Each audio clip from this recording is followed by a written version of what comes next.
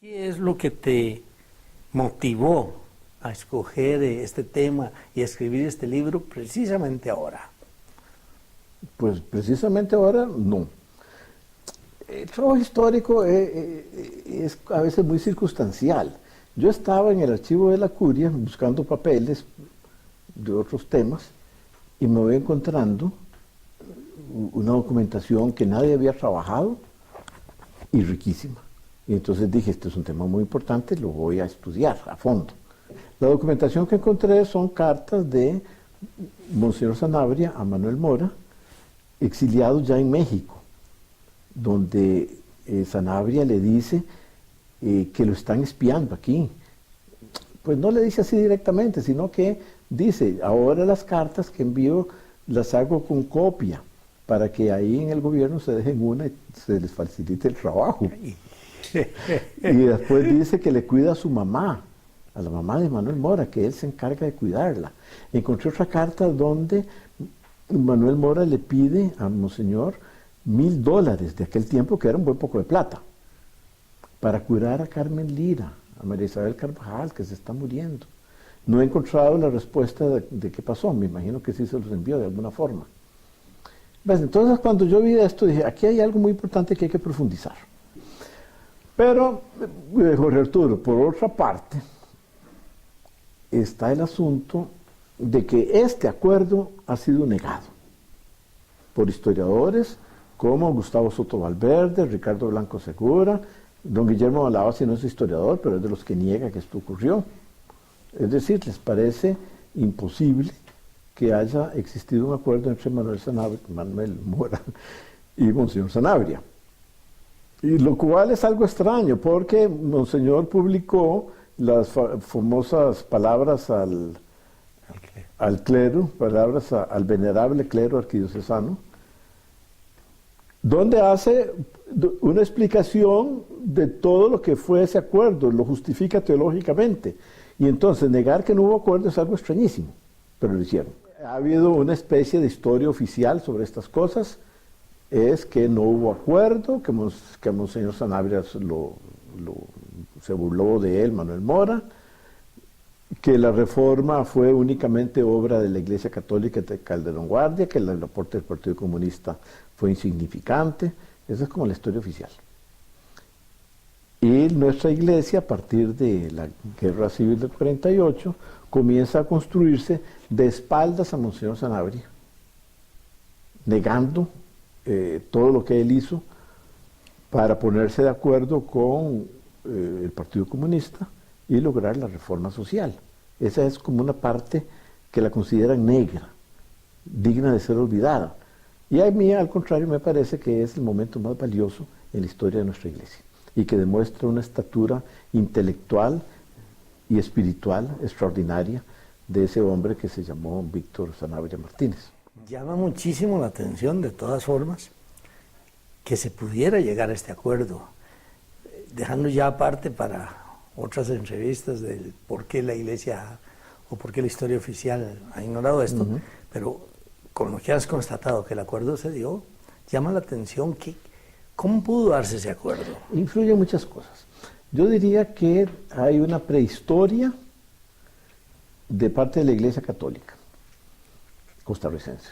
Esta prehistoria, uno puede decir que comienza, si quiere decir muy atrás, con Florencio del Castillo. Si quiere decir un poco más hacia acá, Bernardo Augusto Til, con su famosa carta sobre el justo salario. Parece que es el primer documento de un obispo en América Latina que se inscribe dentro de la doctrina social de la Iglesia, porque el documento es de 1893. Apenas 2 años antes, León XIII había publicado su Celebérrima Rerum Novarum. Y claro, uno no podría decir que todos los presbíteros de aquel tiempo estaban muy apuntados a las cuestiones sociales. Sabemos que eso no puede ser, la vida humana no es así, la historia tampoco. Pero un porcentaje significativo y muy valientes. Desde luego que había los conservadores y hasta algún fascista y alguno que se apuntó con los de Franco y alguno que se manifestó antisemita. La vida es eso. Pero ahí estaba esta tendencia de curas. Al extremo de que se puede afirmar que en la primera mitad del siglo pasado, la Iglesia en conjunto es progresista. Eso entonces, digamos, el antecedente católico. Pero también hay un antecedente comunista. Muchos de los fundadores del Partido Comunista habían sido católicos, habían sido miembros del partido de Jorge Bolio, el Partido Reformista. Entonces, habían llegado a ser comunistas más que por una fidelidad a los principios del marxismo, del leninismo, entonces en boga, impulsados por algo de su propia fe o por simple humanidad. ¿Quién podía respaldar esa sensibilidad social, darle contenido político? Y aquí estoy citando, no literal, pero sí el pensamiento de Monseñor Sanabria. Él dice: el anhelo por la justicia social en Costa Rica ha pasado de un movimiento a otro, es una bandera que ha ido cambiando de manos. Últimamente, dice él, esto es cuando explica al clero por qué firmó el acuerdo, últimamente había caído, o había llegado esa bandera, a las manos de un partido cuyo nombre sí le presenta problemas a la Iglesia Católica. Pero él distingue muy bien el nombre, no dice el partido, no dice las personas. Bueno, otro antecedente dentro del Partido Comunista que es importante recordar es lo que llamaron el programa mínimo. Los comunistas comienzan con el partido pues como muy revolucionarios y muy dogmáticos, pero 2 años, no pasan 2 años cuando caen, o cuando caen no, sino más bien como que alcanzan una dosis de realismo. Seguro se tomaron una medicina que los hizo realistas, le puso los pies en la tierra, y entonces dicen, hay que crear un programa mínimo. Entonces el programa mínimo, me parece, en un libro que ya publiqué hace un montón de años, puse en 2 columnas el programa del Partido Reformista de Jorge Bolio y el programa mínimo de los comunistas. Tuntún, tuntún, tuntún, son casi iguales. Pues alguno avanza más en una cosa que en otra, pero básicamente es lo mismo.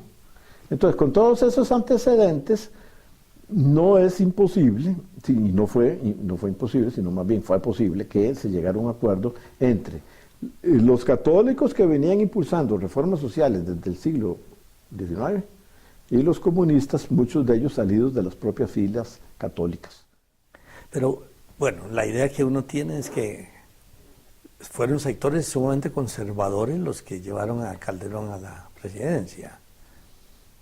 Eran conservadores en cuanto a la relación con la Iglesia, como que la Iglesia tenía que ser mejor reconocida por el Estado, pero eran muy transformadores en lo social. Ellos venían hablando de código de trabajo, de garantías sociales, desde hacía mucho tiempo. Entonces no es la oligarquía la que estaba sosteniendo a Calderón, no. Sí, al principio, es que la historia es complicada, ¿verdad? Entonces, al principio, el Partido Republicano, que era el de los liberales poderosos, el que iba a ganar las elecciones, se queda sin candidatos. Y el único candidato fuerte es Calderón Guardia. Entonces él llega a la presidencia con la agenda más o menos oculta, como debajo en una gaveta de su escritorio, de hacer una reforma social. Cuando él comienza a insinuarla y a lograr que se apruebe, en primera instancia, las garantías sociales, entonces la oligarquía comienza a rechazarlo y comienza a sufrir golpes de Estado, amenazas. Es aquí donde se produce una entrevista que también es objeto de gran discusión. En el libro ese yo les estudio los 2 casos que han sido muy discutidos. ¿Hubo acuerdo o no hubo acuerdo entre Monseñor Sanabria y Manuel Mora? Bueno, que hubo acuerdo es evidente porque ahí están los papeles. Innegable. Pero hubo intento de golpe de Estado que fue denunciado, bueno, a ver cómo explico. Hubo intento de golpe de Estado contra Calderón Guardia que fue delatado por Manuel Mora y consignado todo en una entrevista que le hizo a Aguilar Bulgarelli al mismo Manuel Mora muchos años después. Ese es un asunto que se discute. Bueno, entonces, ¿qué hacemos? Se preguntan entre Sanabria y Calderón Guardia con el Partido Comunista, que es un problema para ellos.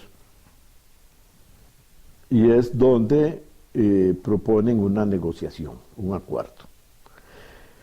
¿Cuál es el motivo del acuerdo? Es que estando el gobierno en peligro porque impulsa unas reformas sociales y siendo sostenido el gobierno por dos instituciones que no pueden estar juntas, que una es la Iglesia Católica y otra el Partido Comunista Ateo, entonces hay que hacer algo para que estas dos fuerzas, en vez de anularse, sostengan. Y es donde se perfila la posibilidad, esta yo sí creo que tiene que haber salido de Monseñor Sanabria, porque de Manuel Moro era imposible, si no, no me lo imagino yo, de que el Partido Comunista cambie de nombre y admita, como finalmente admitió, que lo que tiene que hacer para la transformación social del país, eso lo puede hacer dentro del marco de la doctrina social de la Iglesia. La conclusión es muy interesante. Esto, el que está en la tapa del libro, es en papel del arzobispo, letra de Manuel Mora, el contenido que es absolutamente fantástico. El partido apoya la política social del presidente Calderón Guardia basada en las encíclicas papales y declara que esa política enmarca sin contradicciones en los planes del partido para la organización económico-social del país. Entonces, ese es el acuerdo. El acuerdo tiene varias partes. Una es la que acabo de leer. Otra, que la Iglesia permite que católicos ingresen al Partido Vanguardia Popular y a sus sindicatos. Ajá. Y otra, que el partido admite que la Iglesia cree su propio sindicato, que será la Rerum Novarum, que se le encargan al padre Benjamín Núñez. Por ejemplo, un amigo historiador con quien tengo diferencia de interpretación de estos hechos, dice que el acuerdo era innecesario porque le aportaba el Partido Comunista, que tenía un solo diputado, Manuel Mora, en el Congreso. Solo uno tenía. Uno único, el muchachito. Pero ese mismo Partido Comunista, que tenía un solo diputado, que por cierto le habían robado porque tenía derecho a más, le habían hecho trampas electorales, había realizado una enorme huelga bananera en el 32, y la fecha no me equivoco. 34. 34, eso, sí. Gracias. Sí, en 32 es que se fueron del partido. Exacto. Una enorme huelga bananera, la primera en todo el Caribe, que conmovió, estremeció las bases sociales de este país. Integró Limón a Costa Rica, que yo era un enclave bananero, solo comunicado por un ferrocarril. Tenía el Partido Comunista muchísima presencia entre intelectuales. Recordemos aquella constelación de novelistas y poetas comunistas que es casi de lo mejor de nuestra literatura, o lo mejor. Entonces tenía mucho prestigio moral el Partido Comunista y sindicatos urbanos. Con todo, ¿verdad? Como apuntábamos antes, llama la atención la clarividencia de estas tres personas, ¿verdad? Sí, se puede decir. Más que clarividencia, yo diría que los empujó como un sentido de lo que es el prójimo, de lo que es la justicia social. Porque los tres se buscaron problemas. A Calderón Guardia y a Monseñor Sanabria les costó prácticamente, a Monseñor le costó la vida. Después podemos hablar por qué. Claro, ellos nunca pensaron que vendría una guerra civil. Calderón o el partido de Calderón cometió errores políticos de bulto. Uno no entiende por qué se metieron a entorpecer procesos electorales. Lo que desata la guerra civil del 48 fue el desconocimiento de unas elecciones. Algunos dicen que las ganó Tilio Late, otros que las ganó Calderón Guardia. los papeles los quemaron, un incendio que nadie va a creer que es casual, en el Tribunal Supremo de Elecciones, entonces ya no se sabe qué pasó, no hay manera. Los comunistas se tiraron a la calle diciendo queremos votar porque alegaban que les habían anulado quemado la documentación, desapareció la documentación, o que no se las dieron para poder ir a votar. El presidente del Tribunal Supremo de Elecciones, después del incendio en sus oficinas, se pasa a las tropas de Figueres, que se acababa de levantar, así. Todas estas cosas, entonces no se sabe qué pasó. En todo caso, hay una célebre asamblea, no se llamaba así, se reúnen los que dirigen el Partido de Vanguardia Popular, que ya se llamaba así. ¿Qué hacemos? ¿Desconocemos o no las elecciones? Desconocerlas era ya saber que se iba a una guerra civil. Pero ellos pensaron que podían ganar la guerra civil. Solo hubo dos personas que se opusieron a la guerra civil. Manuel Mora y otro que su nombre se me escapa. Enorme sabiduría de Manuel. Pero ni los otros, ni Carmen Lira, ni Calufa, ni Ferretto, ninguno de esos fue capaz de visualizar lo que vendría. Y es que lo que vino fue una guerra civil que estaba perdida de antemano. Ya en el 48 la Guerra Fría ha comenzado. Incluso la Guerra Civil del 48 puede ser quizás el primer conflicto armado de la Guerra Fría. Y los comunistas se lanzan a pelear confiados en que el gobierno los va a apoyar. Y el gobierno no los apoya para nada.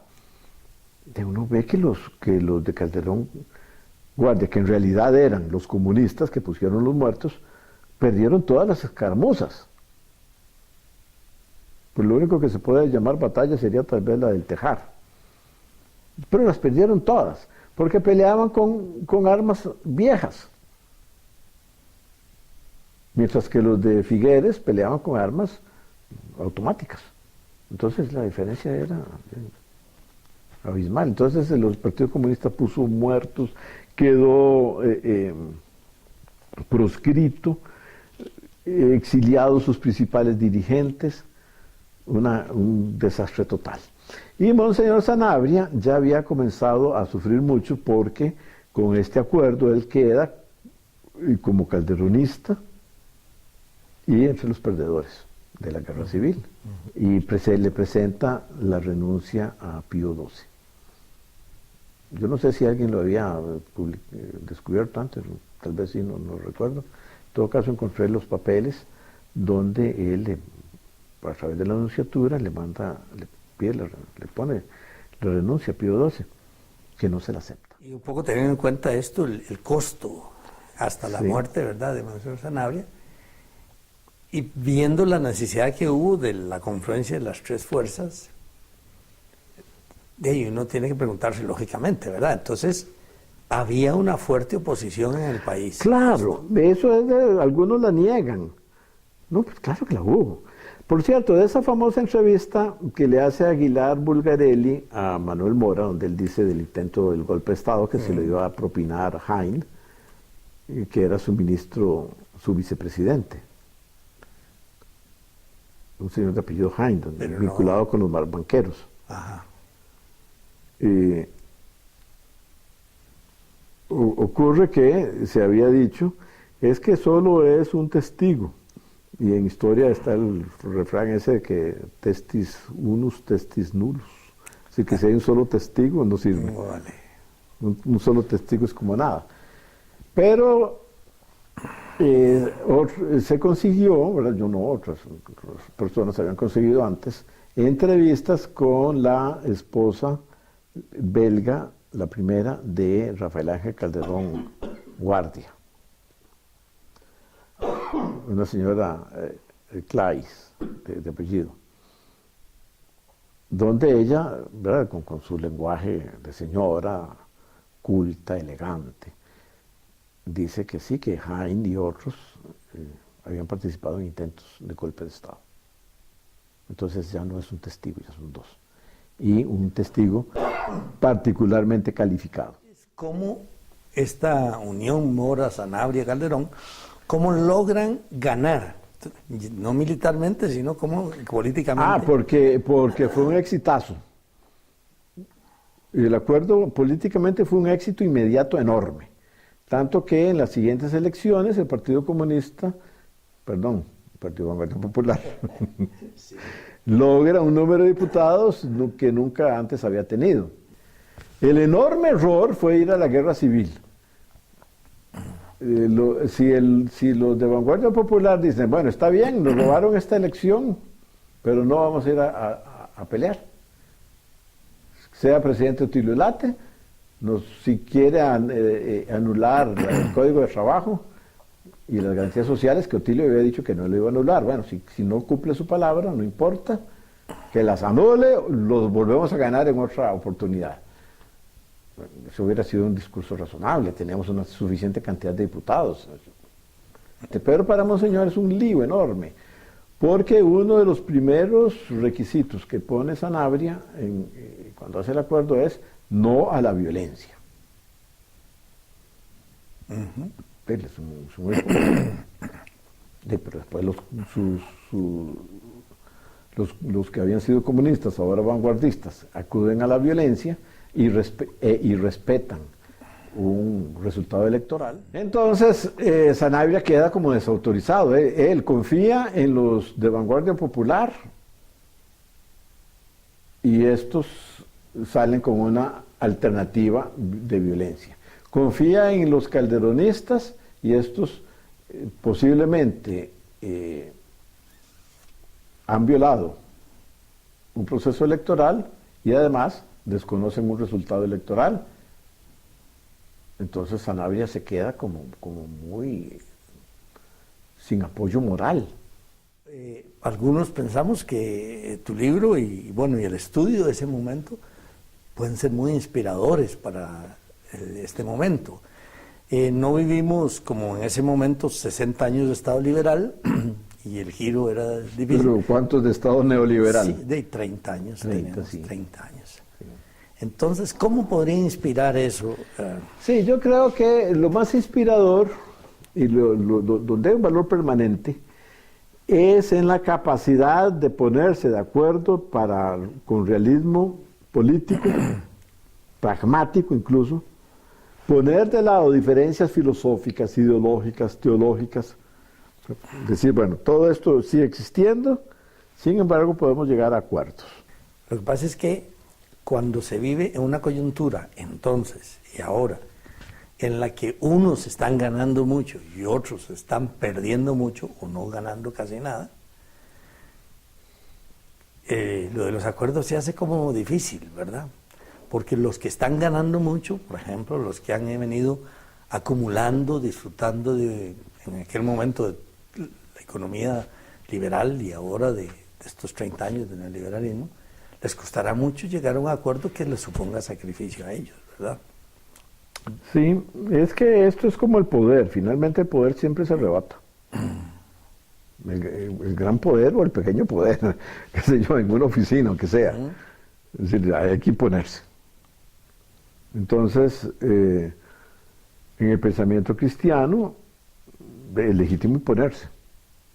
No por medios violentos o por medios espurios, como puede ser la mentira, la difamación, no, pero hay que imponerse. Entonces, en nuestro país, los grupos de sectores de trabajadores, capas medias, que están siendo tan reducidas, tan maltratadas, tienen que aprender a entenderse entre ellos, ponerse de acuerdo para asuntos muy prácticos y dar la lucha. En ese sentido, la lectura de este trabajo creo que puede ser muy útil.